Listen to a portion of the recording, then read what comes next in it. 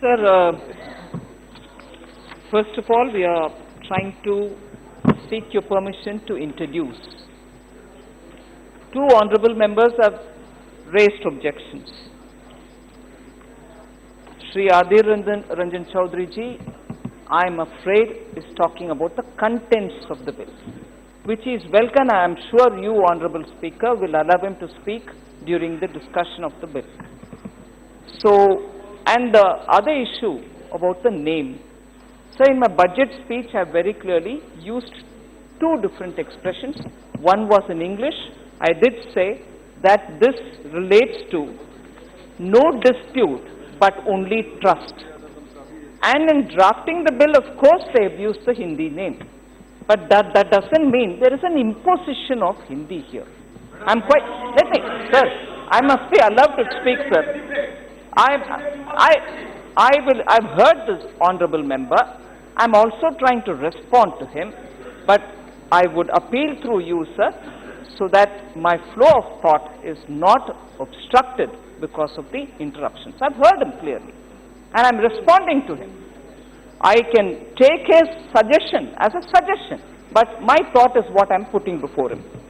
The other honorable member, Shri Shashi Tharoor has quoted saying, no, this takes away the right, you're treating all honest taxpayer and dishonest, he may not have used the word, but all those under whom there is a dispute.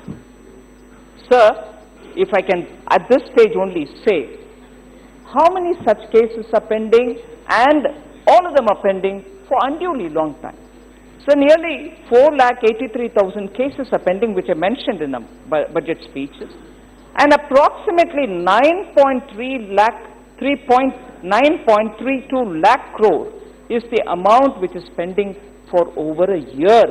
And many of these cases are not disposed of that easily. Stages by stages they go on appeals, and at the end of the day, both for the government and for the taxpayer, it becomes such a big money spending exercise where you're spending money in the court defending your case, or we are arguing for our case. So end of the day, both parties end up losing money. The government does not gain, the taxpayer doesn't gain, and all that we are trying to do is to not change the amount which is being disputed. The tax claim remains intact, and that is where the right of the government, the sovereign right of the government on remaining firm on the amount which has been levied or incidence of the tax.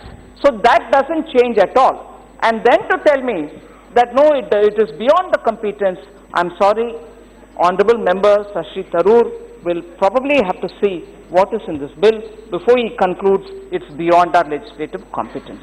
So having said this, sir, I appeal through you for all the members to allow this so that once and for all, people who are now suffering because constantly they have to go to the court to defend are given a very structured and formula-based solution for settling the dispute. There is no discretion in this, and at least these many number of people, whoever chooses to come into the scheme, will get a relief from having to defend the case. So this formula-based approach is going to help the taxpayer and also the government to be able to get the money. And lastly, sir, the reason why I have to place it even today is because by 31st March, if the first set of people, whoever wants to come in, can come in, it benefits the government to get revenues without having to worry them any further. Further extension is given only till June, so it's not an open-ended scheme. So I would appeal to all members, sir. So to see the point with which we have come, there is nothing more to this. I would appeal all the members to allow the introduction.